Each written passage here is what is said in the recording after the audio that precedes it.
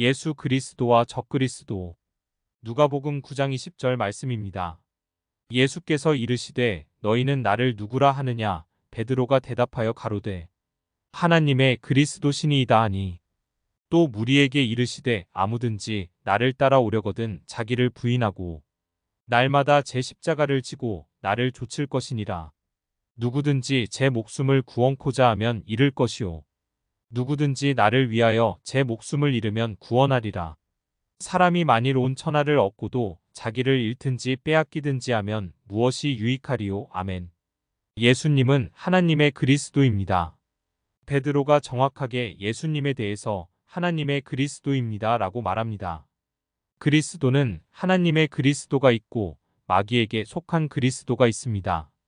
일명 적그리스도입니다.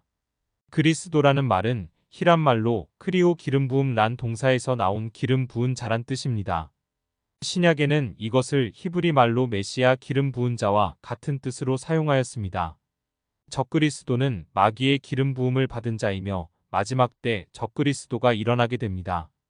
적그리스도는 아버지와 아들을 부인하는 자이며 예수님을 하나님으로 구세주로 시인하지 않습니다. 또한 예수 그리스도께서 육체로 임하심을 부인하는 자입니다. 즉 미혹하게 하는 자라는 것입니다. 세상에 사는 모든 사람은 둘로 나누어지게 됩니다. 하나님의 그리스도와 마귀의 그리스도로 나누어지게 됩니다. 성령의 기름 부음을 받느냐, 악령의 기름 부음을 받느냐로 갈라지게 됩니다.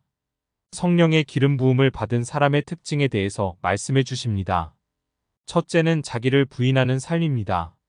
성령님의 기름 부음을 받았다면 나는 죽고 성령님의 인도함을 따라 살아가려고 하는 사람입니다.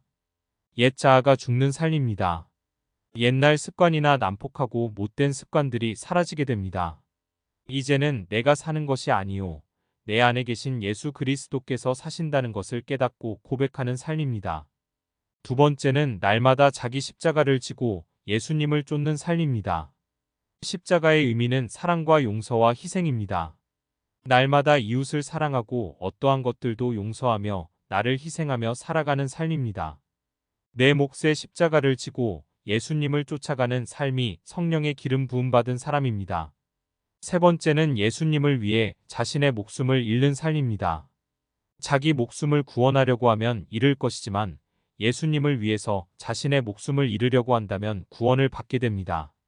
성령의 기름 부음을 받았다면 자신을 위해 사는 것이 아니라 예수님을 위해서 살아가야 합니다. 고린도 후서 5장 15절.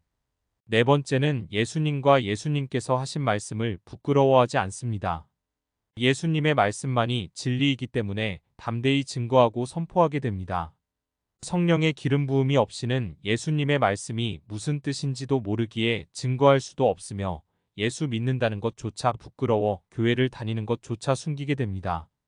마귀에게 기름 부음을 받은 적그리스도의 삶은 성령 받은 사람과는 완전히 반대가 됩니다. 적그리스도의 삶은 자신의 유익을 위해서 살아가는 삶이며 내가 죽는 것이 아니라 내가 왕처럼 되어서 내 생각과 내 뜻이 최고인 양 살아가는 삶입니다. 적그리스도의 삶은 내 몫의 십자가인 사랑과 용서와 희생으로 사는 것이 아니라 내가 잘 살기 위해서 다른 사람을 짓밟으면서 살아가는 삶입니다. 예수님을 위해서 살아가는 삶이 아니라 오직 나 자신의 유익을 위해서 예수님을 이용하며 살아가는 삶입니다. 예수님께서 하신 말씀을 믿지 못하기 때문에 사람들에게 하나님의 말씀을 내어놓지 못합니다. 이것도 맞고 저것도 맞다고 생각하며 살아가는 삶입니다.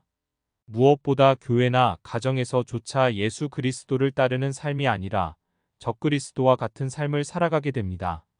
예수님을 엘리야나 모세와 같은 사람으로 대하면서 살아갑니다. 살아계신 하나님의 아들이며 하나님의 그리스도라는 사실을 알지 못하고 살아가게 되면 적그리스도의 영향을 받고 있는 것입니다.